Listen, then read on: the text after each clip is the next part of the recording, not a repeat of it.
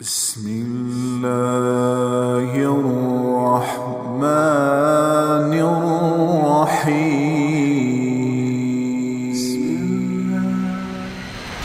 اللہ نے عروج و زوال کے جتنے قصے ہمیں سنائے ہیں، جو بڑی بڑی قومیں تباہ ہوئیں، وہ غربت کی وجہ سے نہیں ہوئیں، ٹیکنالوجی کی کمی کی وجہ سے نہیں، اپنی اخلاقی پستی کی وجہ سے تباہ ہو۔ الم تر کیف فعل ربک بعاد ارم ذات العماد التي لم يخلق مثلها في البلاد، یہ ایک قوم۔ وثمود الذين جابوا الصخر بالواد، ایک دوسری قوم۔ وفرعون ذی الاوتاد، ایک تیسری قوم۔ اللہ تعالیٰ کہہ رہے ذرا دھیان سے میری بات بھی سنو اور غور بھی کرو کہ تمہارے رب نے قوم عاد کے ساتھ کیا کیا، جن جیسا تیرے اللہ نے بنایا ہی نہیں تھا۔ وہ دنیا میں اتنا طاقتور انسان اللہ نے نہیں پیدا کیا، جن کی اوسط، ہماری اوسط عمر 40 ہے، ان کی اوسط عمر تھی 300 سال۔ 300 سال، 600-500 سال وہ زندہ رہتے تھے، بوڑھے نہیں ہوتے تھے، بیمار نہیں ہوتے تھے، بال نہیں سفید ہوتے، یوں درخت کو پکڑ کے اکھاڑ دیتے تھے، ہاتھ سے پکڑ کے اکھاڑ دیتے۔ اتنی طاقت اللہ تعالیٰ نے ان کو عطا فرمائی۔ اللہ تعالیٰ فرماتے ہیں یہ کیوں ہلاک ہو گئے؟ سخر علیہم 7 لیال و8 ایام حسوما فترى القوم فيها صرعا كأنهم اعجاز نخل خاویہ فهل ترى لهم من باقیہ۔ ایک اور آیت میں نے ساتھ شامل کی کہ اللہ تعالیٰ فرماتے ہیں وہ نافرمان ہوئے، ان میں طاقت کی کمی نہیں تھی، نافرمان ہوئے، سرکش ہوئے، آوارہ ہو گئے، اللہ کو بھی للکارا اور انسانی اخلاق کا دامن بھی تار تار کیا۔ تو اللہ نے کہا میں نے ان پر ایک ہوا چھوڑی۔ وہ کہتے تھے من اشد منا قوة، کوئی ہم سے طاقتور ہے تو اس سے ہمیں ڈراؤ۔ ان کے نبی تھے ہود علیہ السلام، وہ کہتے کوئی ہم سے طاقتور ہے تو ڈراؤ، ہمیں کس سے ڈراتے؟ من اشد منا قوة، کوئی ہے ہم سے زیادہ طاقتور؟ تو اللہ نے جواب دیا اولم يروا ان الذي خلقهم هو اشد منهم قوة وكانوا بآياتنا يجحدون۔ میرے نبی ہود آپ نے بتائیں کہ جس اللہ نے تمہیں نطفے سے اتنا بڑا انسان بنایا ہے وہ تم سے زیادہ طاقتور ہے۔ اللہ تو نظر نہیں آ رہا، لہذا وہ کہتے ہو ہے ہی کوئی نہیں، ساڑھے جائے ہے ہی کوئی نہیں، کوئی بھی کھاؤ۔ جب وہ اکڑتے ہی گئے تو اللہ نے ایک ہوا چھوڑ دی۔ 7 لیال و8 ایام، 7 راتیں اور 8 دن، اور اس کائنات کی سب سے طاقتور مخلوق ہوا ہے، سب سے طاقتور۔ جب اللہ تعالیٰ نے زمین پیدا کی تو یہ امبیلنس تھی، تو اللہ تعالیٰ نے پہاڑ گاڑے تو بیلنس ہو۔ فرشتوں نے کہا یا اللہ پہاڑ سے کوئی طاقتور مخلوق ہے؟ تو اللہ نے کہا لوہا کاٹ دیتے۔ تو فرشتوں نے پوچھا یا اللہ لوہے سے طاقتور کوئی مخلوق ہے؟ تو اللہ نے فرمایا آگ ہے جو اسے پگھلا دیتی۔ تو فرشتوں نے پوچھا یا اللہ آگ سے طاقتور کوئی مخلوق ہے؟ تو اللہ نے فرمایا پانی جو اسے بجھا دیتا ہے۔ فرشتوں نے پوچھا یا اللہ پانی سے طاقتور کوئی مخلوق ہے؟ تو اللہ نے فرمایا ہوا ہے جو اسے بخارات بنا کے اڑا دیتی۔ تو ہوا اس کائنات کی اللہ نے سب سے طاقتور مخلوق بتائی۔ اب عجب بات بتاؤ، فرشتوں نے پوچھا یا اللہ ہوا سے بھی طاقتور کوئی چیز ہے؟ آپ حیران ہو گئے سب اپنے نبی کی بات۔ تو یا اللہ ہوا سے بھی طاقتور کوئی مخلوق ہے؟ اس کائنات میں ہوا سب سے طاقتور چیز۔ اللہ نے کہا میرے بندے کا میرے نام پہ ایسے خرچ کرنا کہ کسی کو پتہ نہ چلے کہ اس نے خرچ کیا، ایسے دے کہ کسی کو پتہ ہی نہ چلے۔ تو اللہ نے کہا کہ یہ میرے بندے کا میرے نام پہ خرچ کرنا یہ اتنا طاقتور عمل ہے کہ ہوا بھی اس کے آگے جھک جاتی ہے، چونکہ یہ عمل میرے غصے کو بجھا دیتا، میرے غصے کو ٹھنڈا کرتا۔ اللہ کے غصے کو ٹھنڈا کرنے والی چیز اللہ کے نام پہ خرچ کرنا۔ مسلمان کنجوس نہیں ہوتا، بخیل نہیں ہوتا۔ تم لوگ کمال سمجھتے دوسرے کی جیب سے کھانا، کیونکہ ہم اس دور سے گزرے، دوسرے کی جیب سے کھانا۔ اور اللہ تعالیٰ کمال دیکھتا ہے کہ اپنی جیب سے کھلا، خود بھوکا رہ کے اوروں کو کھلا۔ ایک دفعہ شیطان ملا کسی عابد کو، تو اس نے کہا آج جو پوچھو گے نا سچ بتاؤں۔ شیطان کہا اچھا ایک بتا دے، تیرے یار کتنے، تیرے دوست کتنے؟ کہنے لگا 3۔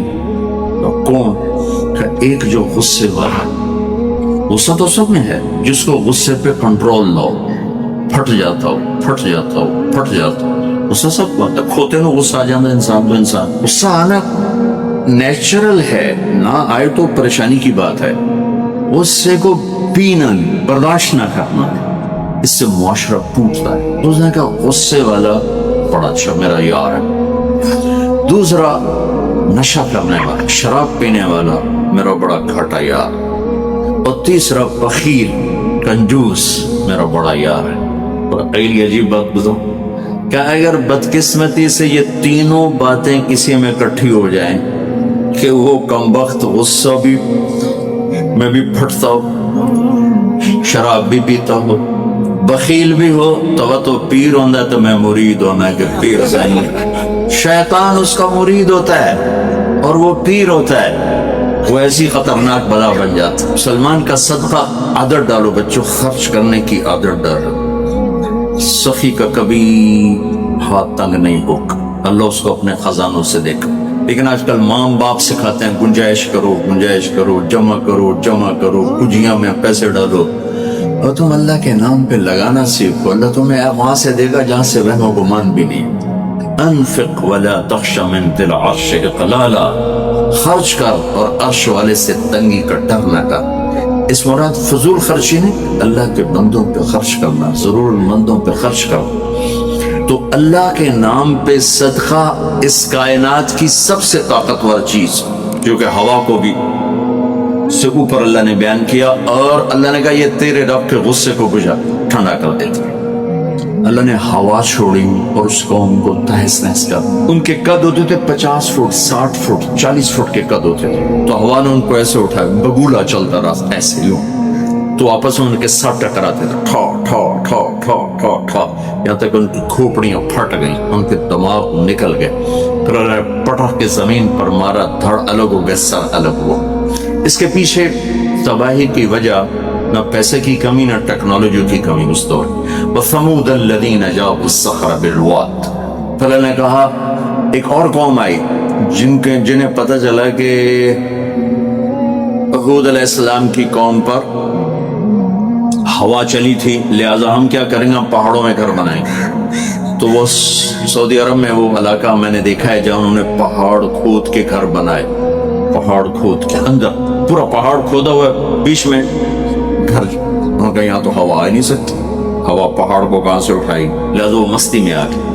وَثَمُودَ الَّذِينَ جَابُوا الصَّخْرَ بِالْوَادِ، پھر وہ للکارنے لگے لیا ہوان لیا ہوان، تو اب وہ اللہ کو عاجز سمجھا، تو اللہ نے کیا کیا، فَانظُرْ كَيْفَ كَانَ عَاقِبَةُ مَكْرِهِمْ أَنَّا دَمَّرْنَاهُمْ وَقَوْمَهُمْ أَجْمَعِينَ فَتِلْكَ بُيُوتُهُمْ خَاوِيَةً بِمَا ظَلَمُوا إِنَّ فِي ذَلِكَ لَآيَةً لِقَوْمٍ يَعْلَمُونَ وَأَنجَيْنَا الَّذِينَ آمَنُوا وَكَانُوا يَتَّقُونَ۔ کیا کیا اللہ تعالیٰ نے، ایک فرشتہ پہ جس نے اگر ایک چیخ ماری، آواز بہت طاقت ہے، ساؤنڈ سے کتنی تباہیات، اس نے ایک چیخ ماری، ان کے کلیجے سب کے پھٹ گئے اور چہرے ان کے نیلے پڑ گئے، اور وہ ایک دن میں سارے اللہ تعالیٰ نے مٹی کا ڈھیر بنایا، انہیں دفن کرنے والا کوئی نہ بچا۔ یہ کیسے تباہ ہوئے؟ ان کی تباہی کے پیچھے نہ ٹیکنالوجی کی کمی ہے نہ طاقت کی کمی۔ ایک تیسری قوم، وَفِرْعَوْنَ ذِي الْأَوْتَادِ، فرعون جو اس زمانے کا اتنا بڑا بادشاہ تھا کہ انسانی تاریخ میں صرف ایک انسان پیدا ہوا ہے جس نے کہا میں رب ہوں، یہ بات دنیا میں کسی نے نہیں کی۔ سجدہ تو مسلمان بادشاہ بھی کرواتے تھے، یہ مغلوں کو سجدے ہوتے تھے، یہ ہمارے مغلیہ بادشاہ تھے، اورنگزیب نے آ کر اسے ختم کیا۔ تو سجدے تو مسلمان بادشاہوں کو بھی ہوتے رہے اور کافروں کو بھی ہوتے رہے، لیکن میں ہی رب ہوں یہ بات ایک انسان نے کی، وہ ہے فرعون۔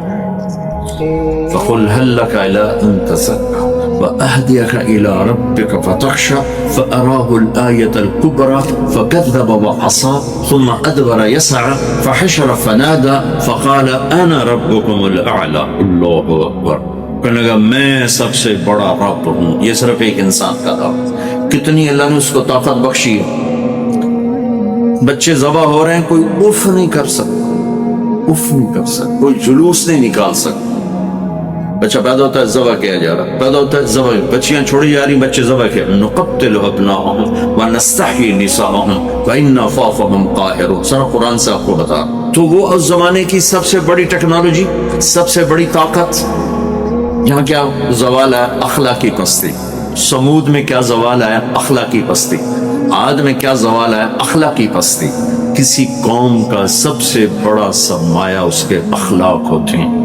ٹیکنالوجی ثانوی چیز ہے, سونے چاندی کی کانیں, تیل کے خزانے, یہ دوسرے نمبر کی چیز ہے. سب سے پہلا سرمایہ وہ آپ میری جو نسل ہو, وہ آپ کے عالی اخلاق, آپ کا اچھا کردار, آپ کی حیا والی زندگی, آپ کی کردار والی زندگی, یہ میرے ملک کا سب سے بڑا سرمایہ ہے.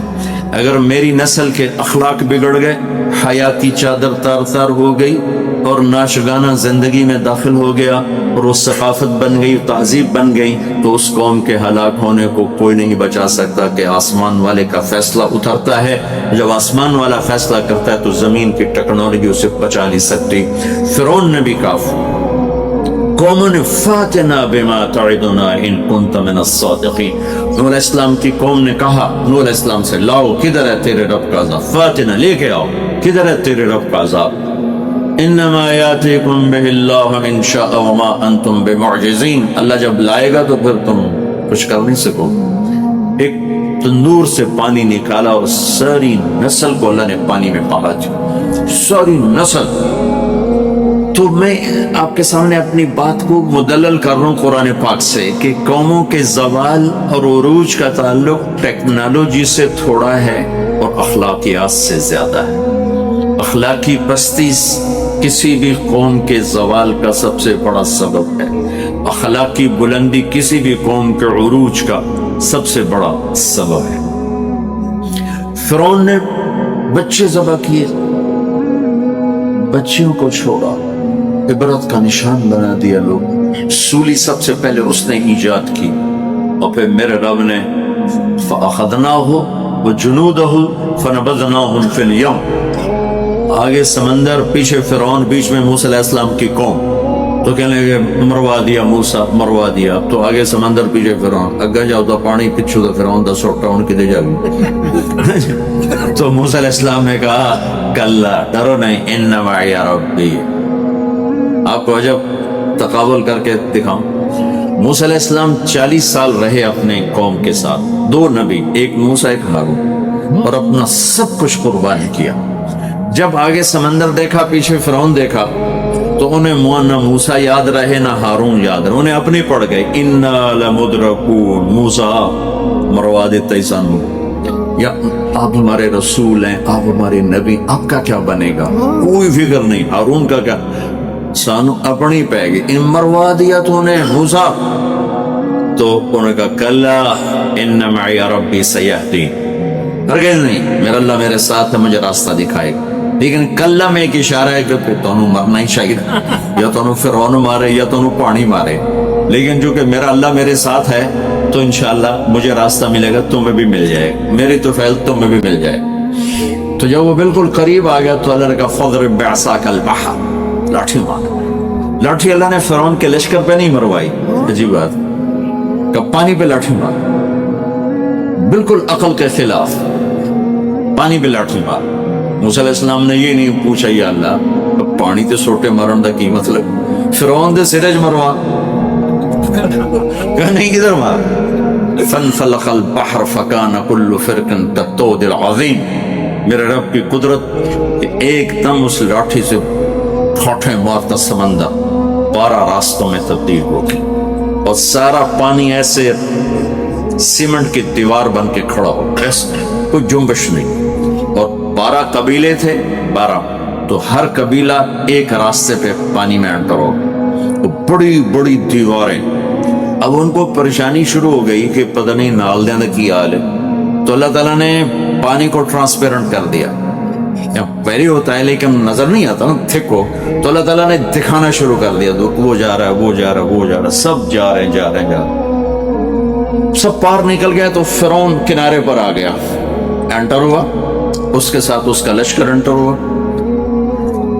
تو اللہ نے پانی کو حکم دیا تو پانی دوبارہ حرکت میں آیا اور سارا لشکر اس کے اندر ڈوبا، غرق ہوا. کہنے لگے ہمیں اعتبار نہیں، دکھاؤ واقعی مر گیا ہے.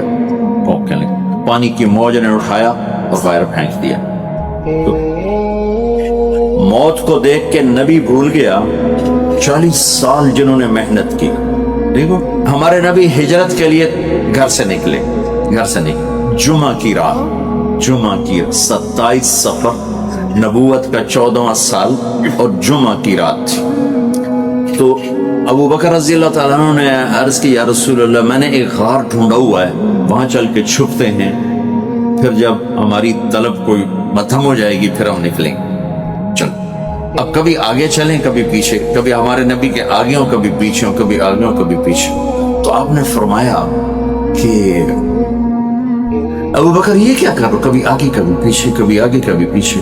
تو کہنے لگے یا رسول اللہ اخاف الرصد فامشی امامہ اخاف الطلب فامشی خلفہ. یا رسول اللہ جب مجھے یہ خیال آتا ہے کہ آگے کوئی دشمن چھپا ہوا وار نہ کر دے تو میں آگے چلتا ہوں کہ وار میرے اوپر پڑے، آپ پہ نہ پڑے. اور جب مجھے خیال آتا ہے کہ پیچھے سے آ کے حملہ نہ کر دے تو میں بھاگ کے پیچھے ہو جاتا ہوں کہ اگر کوئی وار کرے تو میرے اوپر ہے، آپ پر نہ آئے. انا لمدرکون. ابو بکر کا عمل اور بنی اسرائیل کا عمل آپ فرق دیکھ رہے ہو. اگلے دن اچھا ہمارے نبی پنجوں پہ چل رہے تھے، پنجوں پہ، پورا پاؤں نہیں کہ اس زمانے میں کھوجی، جب تک کچی سڑکیں تھی یہ علم تھا. خود ہمارے گاؤں میں کھوجی تھے، کچی سڑکوں پہ پاؤں کے نشان پر چلتے چلتے سینکڑوں میل چلے جاتے تھے. ہمارے دادا کے اونٹ چوری ہوئے ڈیرہ غازی خان. چوری ہونا کوئی بڑی بات نہیں تھی، بیزتی سمجھی جاتی تھی اس زمانے میں، فلانے سردار دی چوری ہو گئی. تو کھوجی کو لے کر چلے میاں چنو کے پاس ہمارا گاؤں ہے، وہاں سے چلتے چلتے ڈیرہ غازی خان سے چوٹی پہنچے، پاؤں کا نشان دیکھتے دیکھتے، اور وہاں سے اپنے اونٹ لے کر واپس آئے. تو میرے نبی پنجوں پر چل رہے تھے کہ قدم کا نشان نہ پڑے. لہذا جب آپ پہاڑ کے قریب پہنچے، وہ یوں سیدھا پہاڑ ہے بالکل بارش ہو رہا ایسے. جب آپ چڑھنے لگے تو انگلیاں اتنی درد کرنے لگیں کہ آپ سے چڑھا نہیں گیا. تو ابو بکر رضی اللہ تعالیٰ عنہ نے آپ کو کمر پہ بٹھایا اور کمر پہ بٹھا کے اس پہاڑ کو اوپر لے کر، کبھی اللہ آپ کو لے جائے تو آپ دیکھنا کتنا وہ اوکھا پہاڑ ہے جس پر ابو بکر اوپر لے کر. پھر آپ کو باہر بٹھایا، کہا آپ باہر بیٹھیں. خود اندر تشریف لے گئے. اندھیرا تھا تو ٹٹول کے سوراخ بند کرنے شروع کیے، روڑے پتھر اس سے. اب سوراخ باقی تھے اور روڑے ختم ہو گئے تو اپنی پگڑی اتاری اور اس کو پھاڑ کے سوراخ بند کیے. پھر بھی سوراخ باقی تھے تو کرتا اتارا اور اس کو پھاڑ کے سوراخ بند کیے. پھر ایک سوراخ باقی رہ گیا، وہ جس میں سانپ تھا، اس کے اوپر اپنی ایڑی کو رکھ دی. پھر عرض کی یا رسول اللہ آپ تشریف لائیں. آپ کو اندھیرے میں پتہ نہیں چلا کہ وہ کر کے نہ پگڑی ہے اور نہ کرتا ہے. جب تھوڑی روشنی ہوئی، صبح صادق ہوئی، روشنی ہوئی تو دیکھا ابو بکر کے نہ کرتا نہ پگڑی. تو آپ نے کہا ابو بکر تیرا کرتا تیری پگڑی؟ کہ یا رسول اللہ آپ یہ دیکھ رہے ہیں سارے سوراخ تھے، مجھے خیال ہوا کوئی چیز آپ کو تکلیف نہ پہنچائے تو میں نے یہ سارے بند کر دیے. تو اس پر ایک دم میرے نبی کی آنکھیں بھر آئیں اور اب بے ساختہ روئے اور ہاتھ اٹھا کر کہا یا اللہ میں ابو بکر سے راضی ہوں، تو بھی اس سے راضی ہو جا اور اسے جنت میں میرا ساتھی بنا دے. تو فوراً جبریل آئے اور عرض کی یا رسول اللہ تعالیٰ فرما رہے ہیں کہ ہم ابو بکر سے راضی ہیں، وہ جنت میں آپ کا ساتھی بنانے کی بشارت دیتے ہیں. بنو اسرائیل کہہ رہے ہیں مروا دیا، اور ابو بکر کیا کر رہے ہیں آپ کو تقابل کر کے بتا. پھر اگلے دن قریش کا کھوجی صرف انگلیوں کو پہچانتا غار سور کی طرف چل پڑا. جب وہ چلے تو میرے رب کا غیبی نظام حرکت میں آیا. اللہ نے ایک بیل اگائی، وہ کافی کھلی جگہ، بیل اگائی. بیل اس کے شاخوں کے اندر اللہ نے مکڑیوں کو حکم دیا، انہیں جالا بنا دی، ایک کبوتری نے آ کے انڈے دے دی، کھوجی ٹھیک دروازے پہ لے کے آ گئے کہ پاؤں کا نشان یہاں تک۔ تو اب ابوبکر کے دل پہ کیا گزر رہی تھی وہ قرآن بتاتا ہے، بنو اسرائیل کے دل پہ کیا گزری قرآن نے کہا، انہیں اپنی پڑ گئی، اپنے نبی کی بھول گئی۔ لیکن جب یہاں دشمن سر پہ پہنچا ہے تو ابو بکر کے دل پر کیا گزری اس کو قرآن بتاتا ہے، اذ یقول لصاحبہ لا تحزن ان اللہ معانا، جب ہمارے نبی نے اپنے ساتھی ابو بکر سے کہا غم نہ کر اللہ ہمارے ساتھ ہے، غم نہ کر اللہ ہمارے ساتھ ہے۔ یہ غم کا لفظ ہے، خوف کا لفظ نہیں، کہ ڈر نہیں، اللہ ہمارے ساتھ ہے۔ اگر قرآن کہتا لا تخف، ڈرو نہیں، اللہ ہمارے ساتھ ہے، تو ڈرو نہیں کا لفظ بتلاتا کہ ابو بکر کو اپنی پڑ گئی، یا اللہ میرا کی پڑھنا ہے۔ قرآن کہتا ہے غم نہ کر، ابو بکر کو اپنی ذات بھول گئی، اپنے نبی کا غم لگ گیا کہ یا اللہ میرے نبی کا کیا بنے گا، یا اللہ میرے نبی کا کیا بنے گا۔ تو اللہ تعالیٰ نے فرمایا اس ابو بکر کے سینے کو سامنے رکھ کر کہ اپنے حبیب کی زبان سے کہلوایا غم نہ کر اللہ ہمارے ساتھ ہے، اللہ ہمارے ساتھ ہے۔ پھر دونوں امتوں کا فرق بتانے لگا ہوں۔ بنو اسرائیل نے سمندر پار کیا، فرعون کو غرق ہوتے دیکھا، اور ایک نبی آگے ایک پیچھے، دو رسولوں کے درمیان جا رہے ہیں، اور آگے ایک بستی میں دیکھا فمروا علی قوم یعکفون علی اصنام لهم، وہ ایک بتوں کی پوجا کر رہے تھے، اتنے ماٹھے تھے عقل کے بنو اسرائیل کہ پتھر کی پوجا ہو رہی، 40 سال نبی کی صحبت ہے، بڑے بڑے معجزے دیکھے، اور ابھی پانی پاؤں پہ لگا ہوا ہے، سمندر کو پھٹتے دیکھا، فرعون کو ڈوبتے دیکھا۔ موسیٰ علیہ السلام سے کہنے لگے اجعل لنا الہا کما لہم آلیہ، موسیٰ علیہ السلام جی ہماری ایک درخواست۔ کہنے لگے کیا اے جو خدا سانو ہی لے دے، ایسے میں انہوں متھر ٹیکی، اتنی چھوٹی عقل کے تھے کہ ایک لے دے ہمیں، مگر توڑے جا بے عقل میں دنیا جو ایک ہی کوئی، انکم قوم تجہلون۔ ہمارے نبی دنیا سے تشریف لے گئے، فوت ہوئے 12 ربیع الاول 7 جون 633 عیسوی 11 ہجری پیر کا، یہی تقریباً یہی ٹائم ہے، اس سے تھوڑا سا آگے، زور سے پہلے اب دنیا سے تشریف لے گئے، انتقال فرما گئے۔ اس صحابہ پہ عجیب و غریب کیفیت طاری ہوگی۔ عمر رضی اللہ عنہ نے تلوار نکال لی، جو کہے گا اللہ کا نبی فوت ہو گئے قتل کر دوں گا، وہ فوت نہیں ہوئے، اللہ کے پاس گئے، واپس آئیں گے۔ ابوبکر صدیق کو پتا چلا وہ عوالی ایک محلہ ہے، وہاں گئے ہوئے تھے اپنی بیگم کے پاس، وہاں سے دوڑتے ہوئے آئے، تھوڑے سے چھلانگ لگائی، گھر میں داخل ہوئے، اپنی بیٹی کے حضرت عائشہ کے گھر میں آپ کا انتقال ہوا، آپ کے چہرے سے کپڑا ہٹایا، ماتھا چوما، آنسو گرے، اور کاتبت حیا و میتا، میرے محبوب آپ دونوں حالتوں میں پاک پاکیزہ خوشبودار ہیں، دنیا سے جانے کے بعد بھی اور دنیا میں رہتے ہوئے بھی۔ پھر تشریف لائے تو عمر کی آواز گرجدار، کوئی نہ کہے میرے نبی فوت ہو گئے۔ ممبر پر آ کر کھڑے ہوئے کہا عمر بیٹھ جاؤ، عمر کہنے لگے میں نہیں بیٹھتا۔ تو کہنے لگے ایھا الناس من کان یعبد محمدا فإن محمدا قد مات، جو لوگ محمد کی پوجا کرتے تھے تو سنو آج ان کو اللہ نے اٹھا لیا ہے۔ ومن کان یعبد اللہ فإن اللہ حی لا یموت، اور جو اللہ کی پوجا کرنے والے ہیں وہ سن لیں کہ اللہ موت سے پاک، زندہ، قائم دائم، حی قیوم موجود ہے۔ اور پھر آپ نے یہ آیت پڑھی انک میت و انہم میتون، میرے حبیب آپ نے بھی موت کا ذائقہ چکھنا ہے، وہ سب نے موت کا پیالہ پینا ہے۔ اور یہ آیت پڑھی وما محمد الا رسول قد خلت من قبلہ الرسل افإن مات او قتل انقلبتم علی اعقابکم، میرے نبی بھی تو रसूल हैं जैसे और रसूल है, इनको भी तो मौत ने आना है, तो तुम मेरा रास्ता छोड़ दोगे, मेरा दीन छोड़ दोगे?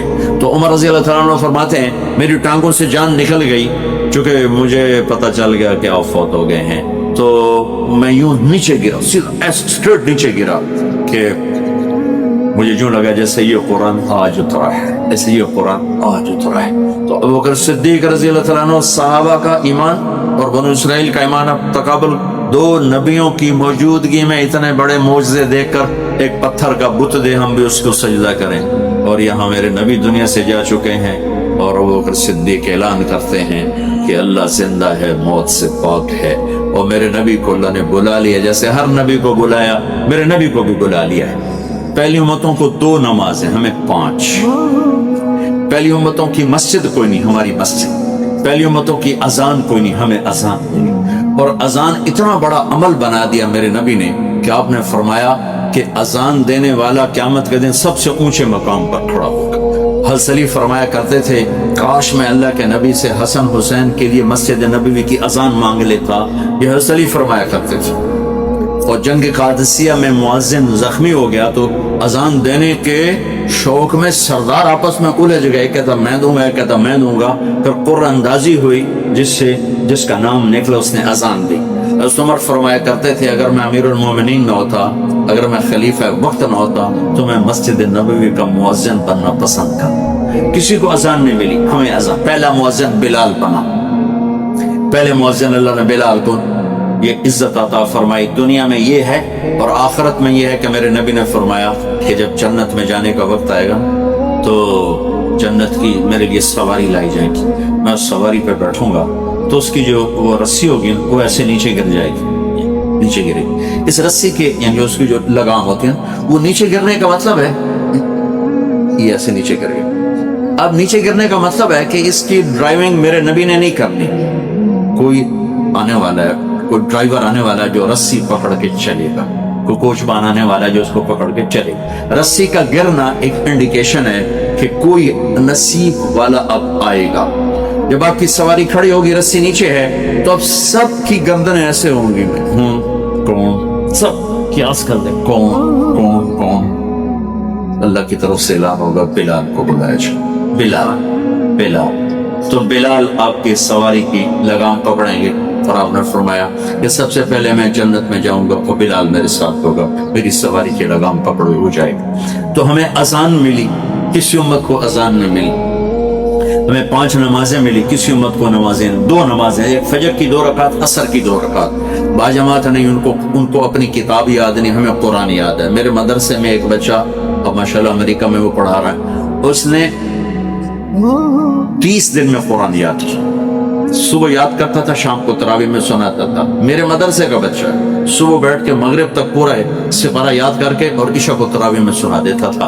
अल्लाह ने मैं ऐसा कुरान दे दिया कि 1 महीने में भी याद हो जाता है। 3 दिन में भी एक बुजुर्ग ने याद किया, 3 दिन में कुरान याद किया। अल्लाह ने हमें कुरान की दौलत अता फरमाई, पढ़ने के लिए 5 नमाजें अता फरमाई, तहज्जुद की नमाज अता फरमाई, अव्वाबीन की नमाज दी, इशराक की नमाज दी, चाश की नमाज दी।